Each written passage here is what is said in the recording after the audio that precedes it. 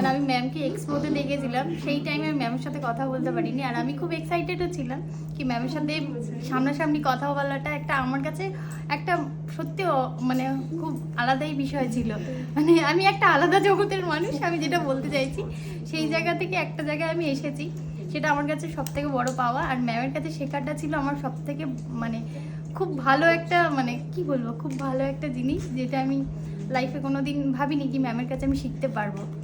কারণ আর ম্যাম এতটা ভালোভাবে আমাদেরকে শিখিয়েছে, আমি তো বলবো কি আমি সুন্দরভাবে শিখতে পেরেছি, পার্ট টু পার্ট এক একটা জিনিস একদম পার্ট বাই পার্ট আমাদের শিখিয়েছেন।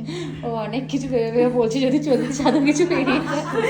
না না, খুব ভালো। আর ওর হাতের কাজও খুব ভালো, আরো ভালো করে কাজ আমার করে। অনেক কিছু প্রবলেম ছিল, সেগুলো ম্যামকে বলেছি, ম্যাম সেগুলো ঠিকঠাকভাবে আমাকে বুঝিয়ে দিয়েছেন।